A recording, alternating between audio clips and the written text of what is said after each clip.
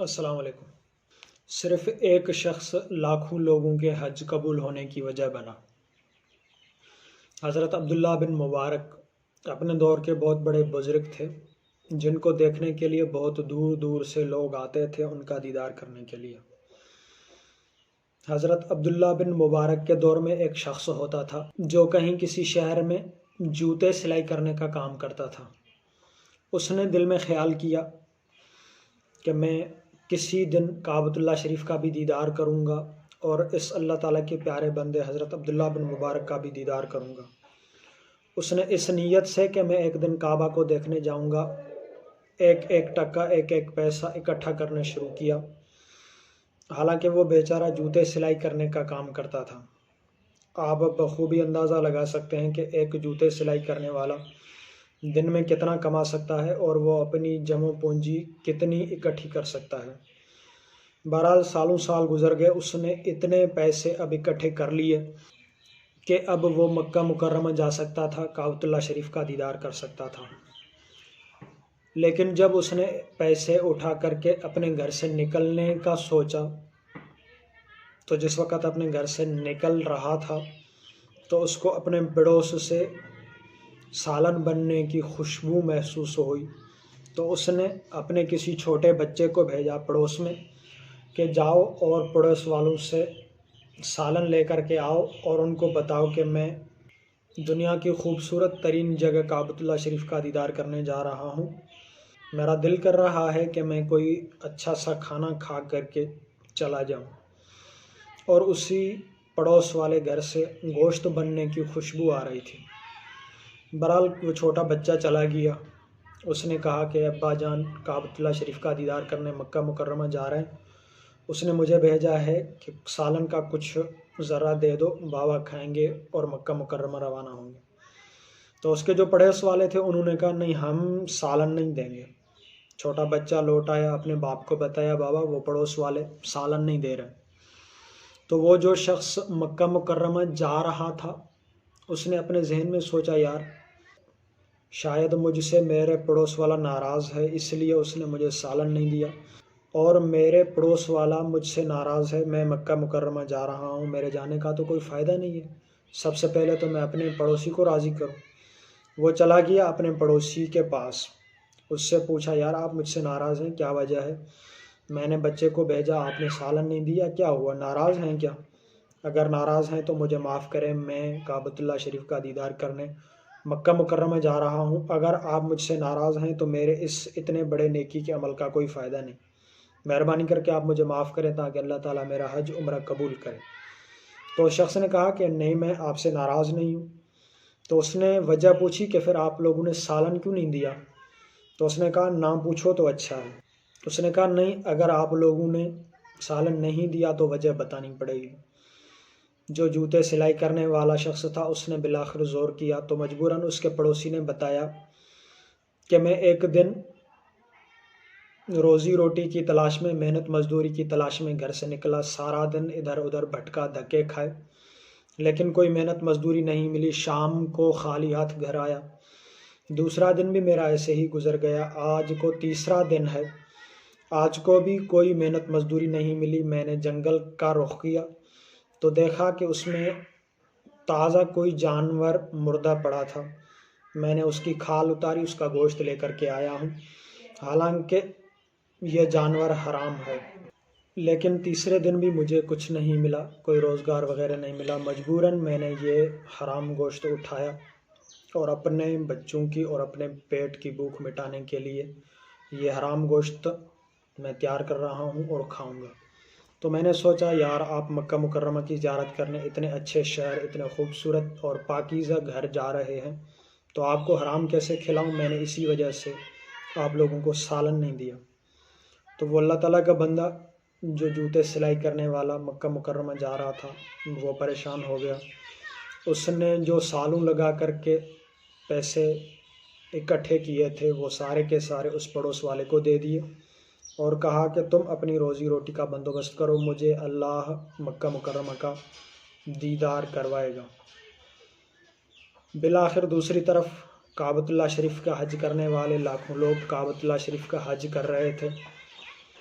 تو اسی وقت کعبۃ اللہ شریف کا حج کرنے والے لوگوں میں حضرت عبداللہ بن مبارک، جو بہت بڑے بزرگ تھے جن کو دیکھنے کے لیے بہت دور دور سے دنیا آتی تھی، اس وقت کے بہت بڑے بزرگ حضرت عبداللہ بن مبارک بھی اس مجمع میں کعبۃ اللہ شریف کا طواف کر رہے تھے، حج کر رہے تھے۔ طواف کرتے کرتے ان کو تھکاوٹ ہو گئی، کعبۃ اللہ شریف کی دیوار سے ٹیک لگا کر کے بیٹھ گئے۔ ان کو تھوڑی سی نیند محسوس ہو گئی، ٹیک لگا کر کے بیٹھ گئے تو حضرت عبداللہ بن مبارک کو تھوڑی سی نیند آ گئی۔ خواب میں دیکھتے ہیں کہ آسمان سے 2 فرشتے اترے ہیں، ایک دوسرے سے پوچھ رہا ہے کہ بتاؤ اس سال کعبۃ اللہ شریف کا حج کرنے کے لیے کتنے لوگ آئے؟ تو دوسرے فرشتے نے بتایا لاکھوں لوگ آئے ہیں۔ تو فرشتے نے پوچھا کہ اتنے سارے لوگوں میں حج کس کا قبول ہوا؟ تو فرشتے نے دوسرے فرشتے کو بتایا کہ حج کسی کا بھی قبول نہیں ہوا۔ حضرت عبداللہ بن مبارک نیند سے بیدار ہو گئے، پریشان حال ہو گئے کہ یہ کیا، لاکھوں لوگ حج کرنے آئے ہیں لیکن حج کسی کا بھی قبول نہیں۔ انہوں نے دل میں سوچا مجھے تو لوگ بڑا بزرگ سمجھتے ہیں، مجھے تو دور دور سے دیکھنے آتے ہیں کہ یہ بڑا اللہ کا پیارا بندہ ہے، مجھے تو پتہ نہیں لوگ کیا سے کیا سمجھتے ہیں، لیکن حج کسی کا بھی قبول نہیں۔ اس اللہ کے بندے نے پریشانی حال میں پھر سے کعبۃ اللہ شریف کا طواف کرنا اور اللہ تعالیٰ کو راضی کرنا شروع کیا کہ مولا کریم آخر ہم سب سے ایسی کون سی غلطی ہوئی ہے کہ کسی کا بھی حج قبول نہیں ہے۔ حضرت عبداللہ بن مبارک طواف کرتے رہے، رات کا کافی وقت گزر گئے، پھر سے کعبۃ اللہ شریف کی دیوار کو ٹیک لگا کر کے بیٹھ گئے، نیند محسوس ہوئی، پھر سے خواب میں وہی فرشتے دیکھے، لیکن ایک فرشتے نے دوسرے کو بتایا کہ یہ جو لاکھوں لوگ کعبۃ اللہ کا حج کر رہے ہیں کسی کا بھی حج قبول نہیں ہے، لیکن ایک شخص کی وجہ سے اللہ تعالیٰ نے ان سب کا حج قبول کیا ہے۔ تو ایک فرشتے نے دوسرے سے پوچھا کہ وہ شخص ہے کون سا؟ اس نے کہا کہ وہ ابھی مکہ مکرمہ میں کعبۃ اللہ شریف کے آس پاس نہیں ہے، وہ فلاں شہر میں فلاں راستے کے کنارے پر بیٹھا ہوا ہے، جوتے سلائی کر رہا ہے۔ حضرت عبداللہ بن مبارک نے یہ خواب دیکھا، نیند سے بیدار ہو گئے۔ حضرت عبداللہ بن مبارک نے سوچا کہ مجھے دیکھنے کے لیے تو پوری دنیا آتی ہے، میں اس شخص کو دیکھنے کے لیے ضرور جاؤں گا کہ جس شخص کی وجہ سے اللہ تعالیٰ نے سب کا حج قبول کیا ہے۔ میں اس شخص سے مل کر کے دیکھوں کہ آخر اس کی نیکی کیا ہے کہ سبھی انسانوں کے حج قبول ہوئے ہیں۔ حضرت عبداللہ بن مبارک نے مکہ مکرمہ کو چھوڑا، اس جوتے سلائی کرنے والے شخص کی تلاش میں نکلے، یہاں وہاں سے پوچھتے پوچھتے اس شہر میں آئے، اس گلی میں آئے، اس راستے میں آئے، بالآخر اس جوتے سلائی کرنے والے شخص سے ملاقات ہوئی۔ حضرت عبداللہ بن مبارک نے سوچا کہ میں اس سے پوچھوں گا نہیں کہ تم کون سا نیکی کا عمل کرتے ہو، میں اس کا پیچھا کروں گا، دیکھوں گا کہ اس نے آخر نیکی کا عمل کیا کون سا ہے۔ حضرت عبداللہ بن مبارک جب اس جوتے سلائی کرنے والے سے ملے، اس سے نام پوچھا کہ آپ کا فلاں نام ہے؟ اس نے کہا بالکل میرا فلاں نام ہے۔ جیسے ہی فرشتوں نے حضرت عبداللہ بن مبارک کو خواب میں دکھایا کہ وہ راستے کے کنارے پر جوتے سلائی کرتا ہے، حضرت عبداللہ بن مبارک نے دیکھا کہ وہ واقعی راستے کے کنارے پر جوتے سلائی کر رہا۔ حضرت عبداللہ بن مبارک کہیں پر بیٹھ گئے یہ دیکھنے کے لیے کہ آخر اس شخص کا عمل کیا ہے۔ سارا دن گزر گیا، وہ جوتے سلائی کرتا رہا، کوئی نیکی کا عمل نہیں کیا۔ بالآخر شام ہوئی، حضرت عبداللہ بن مبارک اس شخص کے ساتھ چل پڑے، اس جوتے سلائی کرنے والے کو بولا کہ میں آج رات تمہارا مہمان ہوں۔ اس نے کہا ٹھیک ہے، میں آپ کی جو خدمت ہو سکی کروں گا۔ لیکن وہ جوتے سلائی کرنے والا شخص حضرت عبداللہ بن مبارک کو پہچان نہیں رہا تھا، صرف اس کا نام سنا تھا کہ عبداللہ بن مبارک مکہ مکرمہ میں بڑا نیک شخص انسان ہے، اس کا دیدار کرنے جاؤں گا، لیکن اس کو پتہ ہی نہیں تھا کہ میرے ساتھ اس وقت عبداللہ بن مبارک ہے جس کا دیدار کرنے کے لیے دنیا آتی ہے۔ بہرحال بالآخر شام کو حضرت عبداللہ بن مبارک اور وہ جوتے سلائی کرنے والے شخص کے گھر آئے۔ حضرت عبداللہ بن مبارک کو جوتے سلائی کرنے والے شخص نے کھانا کھلایا، رات کو دونوں نے آرام کیا، جوتے سلائی کرنے والا شخص بھی سو گیا۔ حضرت عبداللہ بن مبارک سونے کے بہانے سے سو تو گیا لیکن نیند نہیں کی، جاگ رہے تھے صرف یہ دیکھنے کے لیے کہ دیکھوں کہ اس شخص کا عمل کون سا ہے کہ صرف اس ایک شخص کی وجہ سے لاکھوں لوگوں کا حج قبول ہوا ہے، آخر اس کی نیکی کیا ہے۔ حضرت عبداللہ بن مبارک نے ساری رات اللہ تعالیٰ کا ذکر کیا اور اس شخص کو دیکھتے رہے کہ آخر یہ دیکھوں کس وقت اٹھتا ہے، کون سا نیکی کا عمل کرتا ہے۔ ساری رات گزر گئی، وہ شخص سویا ہی رہا۔ صبح کا وقت ہوا، حضرت عبداللہ بن مبارک نے جوتے سلائی کرنے والے نے نماز پڑھی۔ حضرت عبداللہ بن مبارک پریشان ہو گئے کہ آخر اس شخص نے تو رات ساری کوئی عمل کیا نہیں، اتنا بڑا اس کو اجر کیسے ملا؟ بالآخر صبح ہو گئی، وہ جوتے سلائی کرنے والا شخص پھر سے اسی ہی جگہ پر بیٹھ گیا، جوتے سلائی کرنے لگ گیا۔ حضرت عبداللہ بن مبارک نے مجبور ہو کر کے اس سے پوچھا کہ تمہارا ایسا کون سا نیکی کا عمل ہے کہ اللہ تعالیٰ نے تمہیں اتنا بڑا ثواب دیا ہے کہ تمہاری وجہ سے اللہ تعالیٰ نے سب حاجیوں کے حج قبول کیے ہیں اور اللہ تعالیٰ نے تمہیں بھی حج قبول کا ثواب دیا ہے؟ تو اس شخص نے کہا کہ مجھے تو اپنا کوئی نیکی کا عمل یاد نہیں ہے، میں نے تو کوئی نیکی کا عمل کیا ہی نہیں ہے۔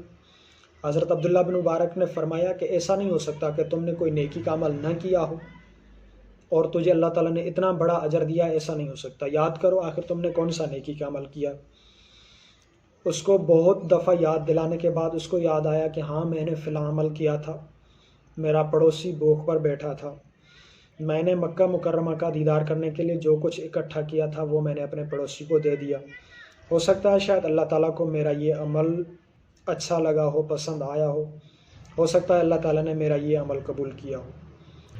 حضرت عبداللہ بن مبارک کو بالکل یقین ہو گیا کہ اس شخص کا یہی عمل ہے کہ اس نے حج کرنے کے لیے پیسے اکٹھے کیے تھے، اپنے پڑوسی کو دے دیے، اللہ تعالیٰ نے اس کو حج قبول ہونے کا ثواب دے دیا۔ حضرت عبداللہ بن مبارک سے وہ جوتے سلائی کرنے والا شخص پوچھ رہا ہے کہ سائیں آپ کون ہیں؟ حضرت عبداللہ بن مبارک نے اس کو بتایا کہ عبداللہ نام سنا ہے؟ اس نے کہا جی بالکل، عبداللہ بن مبارک اللہ تعالیٰ کے بہت بڑے پیارے بندے ہیں، کعبۃ اللہ شریف میں رہتے ہیں، اس کو دیکھنے کے لیے دنیا بہت دور دور سے آتی ہے۔ تو اس نے کہا کہ مجھے پہچانا؟ اس نے کہا میں نے تو آپ کو نہیں پہچانا، پتہ نہیں آپ کون۔ تو حضرت عبداللہ بن مبارک نے جوتے سلائی کرنے والے شخص کو بتایا کہ میں ہی عبداللہ بن مبارک ہوں۔ جوتے سلائی کرنے والا شخص بیچارہ ہکا بکا رہ گیا۔ اللہ اکبر، اتنی بڑی اللہ تعالیٰ کی پیاری ہستی میرے ساتھ ہے اور مجھے پتہ بھی نہیں ہے۔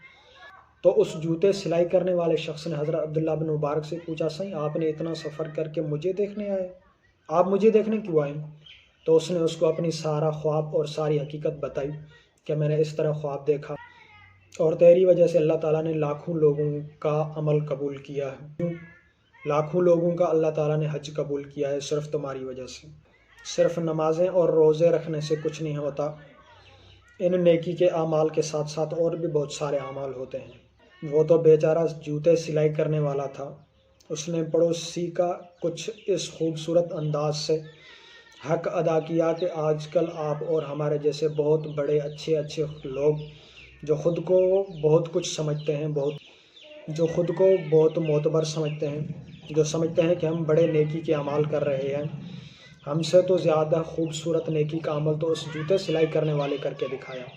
اور ہم اپنے پڑوسیوں کے ساتھ کیا کر رہے ہیں یہ ہم اور آپ خود سوچ سکتے ہیں، خود فیصلہ کر سکتے ہیں۔ آج کل ہم اپنے پڑوسیوں کے ساتھ کیا کر رہے ہیں اور ان لوگوں نے اپنے پڑوسیوں کے ساتھ کیا کیا اور اللہ تعالیٰ نے ان کو کتنا بڑا اجر اور ثواب عطا فرمایا۔ تو اس سارے قصے سے معلوم ہوتا ہے کہ صرف نماز پڑھنے سے، صرف کعبۃ اللہ شریف کے حج کرنے سے یا صرف بڑی بڑی خیراتیں زکاتیں دینے سے کچھ نہیں ہوتا، اور بھی بہت کچھ ہے جو ہمیں کرنا چاہیے جو ہم بالکل نہیں کرتے۔ ہم پڑوسیوں کا بالکل خیال نہیں کرتے، غریب اور مسکین لوگوں کا بالکل خیال نہیں کرتے۔ ہم یہ سمجھتے ہیں کہ بس نماز پڑھ لی، روزے رکھ لیے، داڑھی رکھ لی، بس بہت کچھ ہو گیا، ہم نے بہت بڑے نیکی کے اعمال کر لیے، اب ہماری بخشش پکی ہے۔ ایسا نہیں ہے، اور بھی بہت سارے اعمال ہیں جو ہمیں کرنے چاہیے، جو اعمال آپ کے اور ہماری بخشش کا ذریعہ بنے۔ اللہ پاک اس بات کو ہمیں سمجھنے کی توفیق عطا فرمائے، اپنے پڑوسیوں کے ساتھ اچھا سلوک کرنے کی توفیق عطا فرمائے۔ اگر ہم اپنے پڑوسیوں سے برا سلوک کرتے ہیں، کتنے بھی نیکی کے اعمال کر لیں، بڑی بڑی خیراتیں کی، بہت کچھ کیا، اور ہم نے اپنے پڑوسی کا، اپنے مسلمان بھائی کا خیال نہ کیا، تو ہم نے کیا کیا؟ ہم نے اپنا بہت بڑا نقصان کیا۔ اللہ پاک ہمارے حال پر رحم کرے۔ اس قصہ سے سبق ملتا ہے کہ پڑوسیوں کا خیال کرنا چاہیے، پڑوسیوں کا خیال کرنا چاہیے، پڑوسیوں کا خیال کرنا چاہیے۔ اگر اتنے چھوٹے نیکی کے عمل کی وجہ سے اللہ تعالیٰ ہمیں بخشنے پر آئے تو ہمیں بخش بھی دے گا، لیکن اس جوتے سلائی کرنے والے کی وجہ سے صرف ہم لاکھوں لوگوں کی بخشش کا ذریعہ بھی بن سکتے ہیں۔ اللہ تعالیٰ سمجھنے کی توفیق نصیب فرمائے۔ اللہ نگہبان۔